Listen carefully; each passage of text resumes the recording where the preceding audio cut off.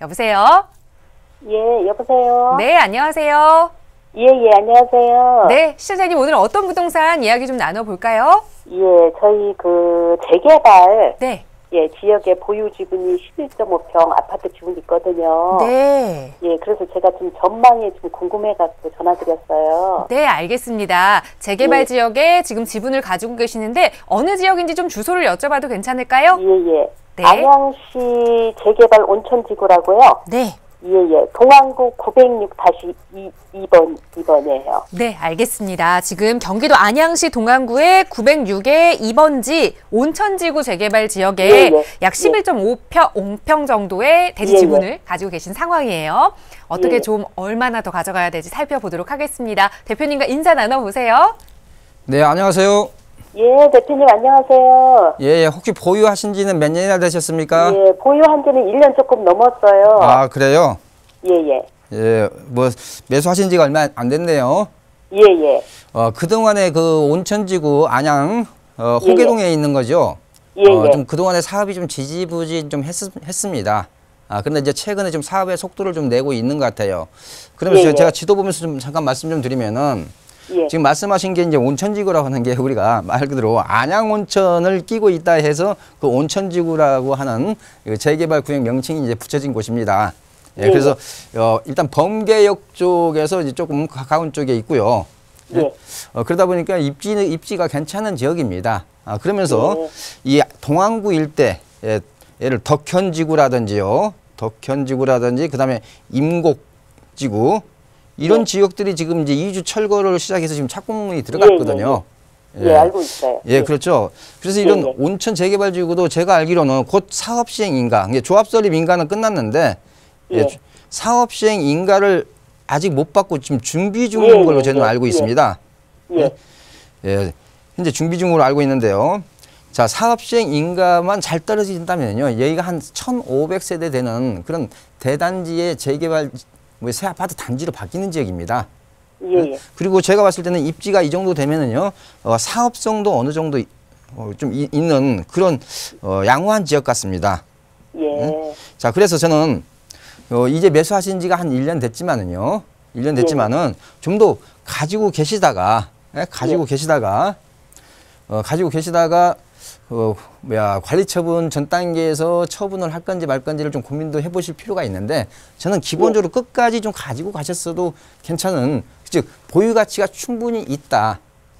왜냐하면 안양의 구도심 재개발 지역 중에서 이쪽 동안구 일대나 호계동 이 일대가 많이 이게 변화가 주어지는 그런 그 지역적인 특성을 가지고 있고, 어찌됐든 또 4호선 범계역하고 그리 멀지 않기 때문에 어떻게 보면은 평촌이라는 그런 또 호재를 같이 이게 어우를 수 있는 그런 입지적인 지역도 가지고 될 수가 있거든요. 그래서 저는 충분히 보유 가치 있다. 그래서 투자 잘 하셨다. 이렇게 저는 말씀드리고 싶습니다. 네, 기분 좋게 우리 시청자분 계속 뭐 보유하는 게 나을까요? 네, 보유하십시오. 보유 의견 드렸으니까요. 네. 안심하시고 보유하셔도 좋을 것 같습니다. 우선 우리 이정찬 대표께서는 끝까지 보유하시는 걸 추천을 드렸습니다만, 혹시나 그 중간에 좀 마음이 흔들리신다면 관리 처분 인가가 날 때까지는 무조건 보유하셔라 라는 말씀 주셨어요. 그때쯤 고민되시면 저희랑 다시 한번 또 말씀 나눠보시면 좋을 것 같습니다. 서울지역번호 02-2638-3949번 무료 상담 전화와 유료 100원의 상담 문자 샵 3989번 통해서 이정찬 대표의 여러 가지 해답들 여러분께 전해드리고 있고요. 다음 시청자분 바로 연결해 보겠습니다. 여보세요? 네, 안녕하세요. 네, 안녕하세요. 반갑습니다. 네, 시청자님 어떤 고민 좀 가지고 계신가요? 그 매수 여부가 궁금한데요. 네.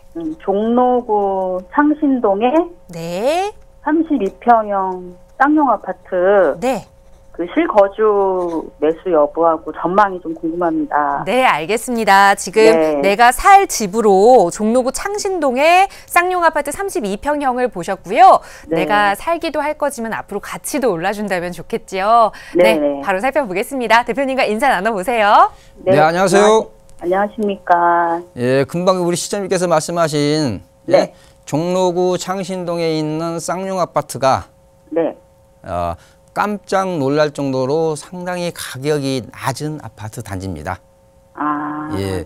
그래서 저는 기본적으로 추가 상승할 수 있는 여력이 있다라고 봅니다. 물론 그렇게 네. 가격이 낮은 데는 몇 가지 또 이유는 사실 있습니다.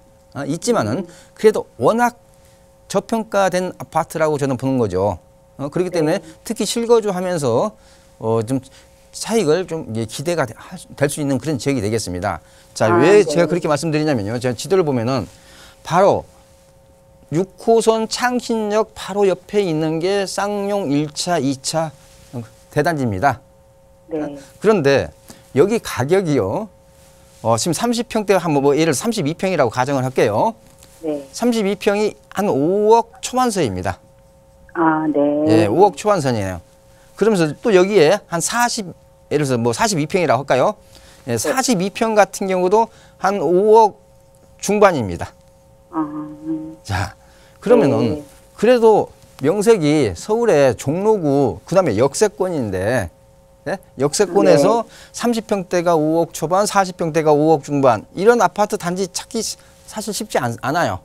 그러면 왜 이렇게 아파트 가격이 그동안 저평가됐느냐? 첫 번째는 이게 한 26년 정도 된 어느 정도 좀 노후도가 있다. 노후도가 있다는 거가 첫 번째 원인이 될 수가 있겠고요. 왜냐하면은 이쪽 신설동 쪽만 가도 새 아파트 가격이 30평대가 7억이 넘습니다. 자, 그 두 번째는 사실 이 지대가 굉장히 높습니다. 말 그대로 약간 언덕이라는 표현을 쓰는 게 맞을 것 같아요. 즉 창신역에서 내려서 올라가다 보면 요즘 여름철 같으면은 상당히 등에 땀이 많이 배일 수 있는 그런 약간 언덕에 위치하고 있습니다. 그래서 제가 알기로는 아마 최근에 이 에스컬레이터 그 입주자가 이게 각 호실로 이게 들어갈 수 있는 에스컬레이터가 지금 아마 설치된 걸로 알고 있어요. 그만큼 약간 언덕이고 또 뒤편은 좀 바위 같은 게 좀 많습니다. 자, 그러다 보니까 이런 좀 너무 언덕이다 보니까 이렇게 저평가가 됐는데요. 그래도 바로 초역세권입니다. 자, 그러면서 가격이 이렇게 낮기 때문에요.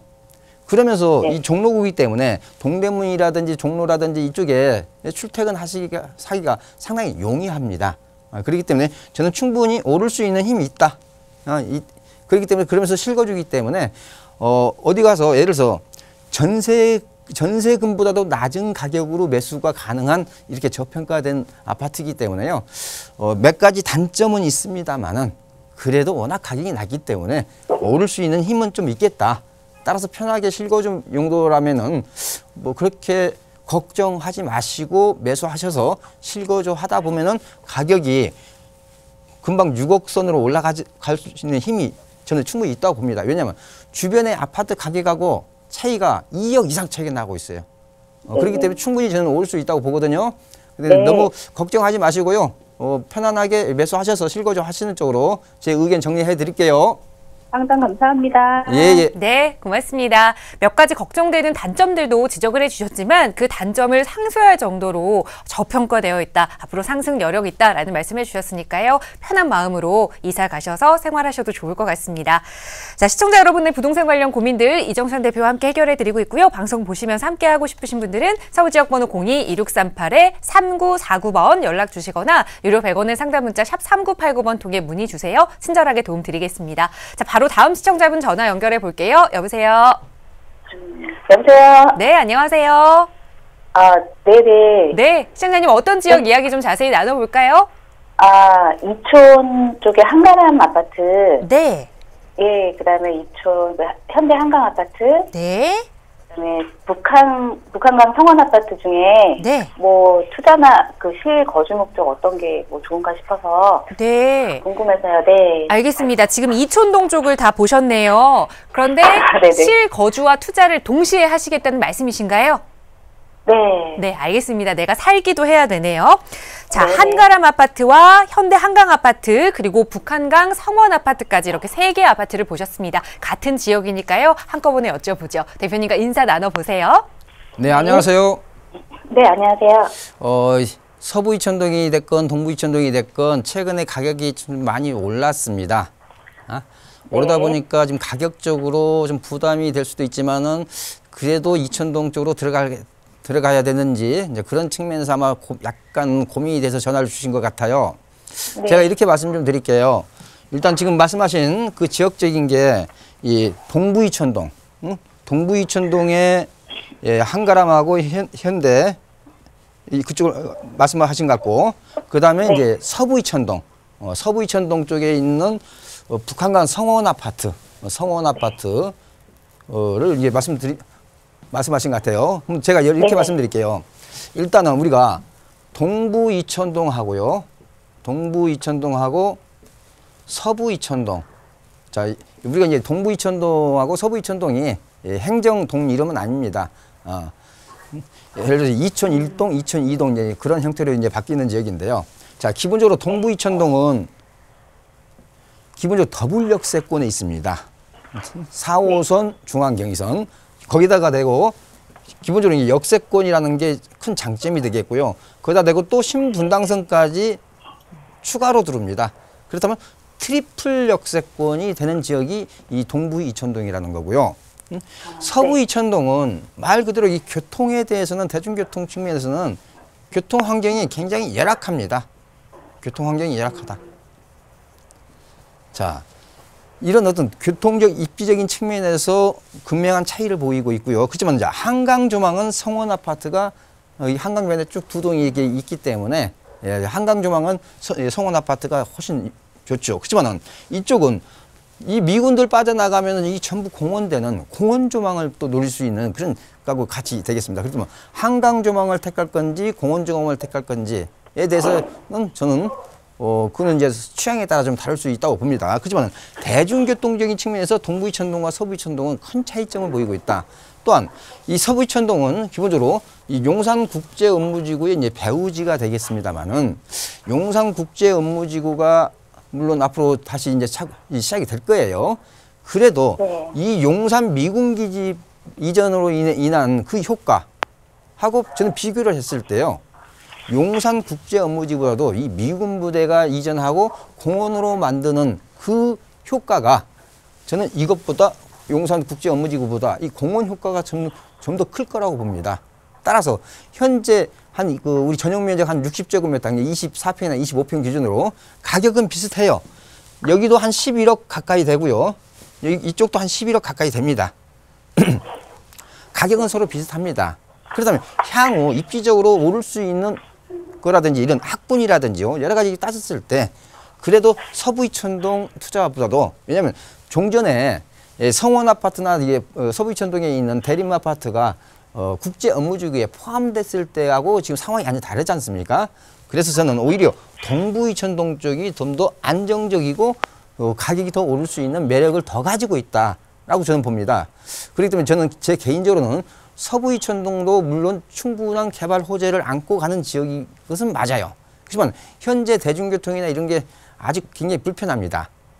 따라서 저는 동부 이천동 쪽이 훨씬 더 안정적이고 매력적이다.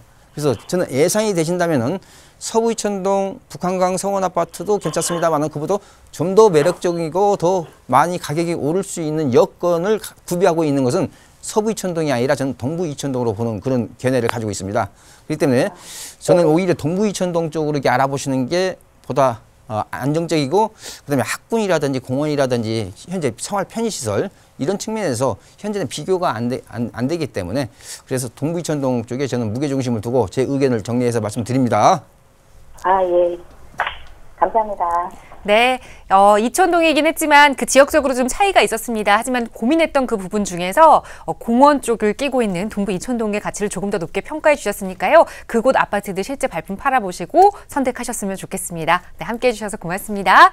자, 시청자 여러분들의 부동산 관련 고민들 무료 상담 전화 서울지역번호 02-2638-3949번 그리고 유료 100원의 상담 문자 샵 3989번 통해서 도움드리고 있고요. 이정찬 대표와 계속해서 함께하고 계십니다. 다음 문자 주신 내용 하나 살펴보겠습니다. 5337번 쓰시는 시청자분께서 성남시 신흥 3구역에 대지 19평 9옥 다가구 주택을 보유 중입니다.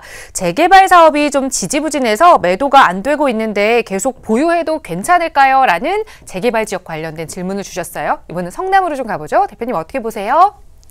예. 성남에는 이게 재개발 지역이 몇 군데 있습니다. 자, 예를 들어서 1단계, 2단계, 이게 3단계 구역이 있습니다. 그런데 지금 문자 주신 분 같은 경우는 제가 봤을 때 아마 3단계 구역 같습니다. 3단계 구역. 3단계 구역은 대부분이 아직은 예정구역에 머물고 있습니다. 예정구역. 자, 그러면서 사업이 굉장히 지지부진하다는 게 이제 전반적인 공통점이고요.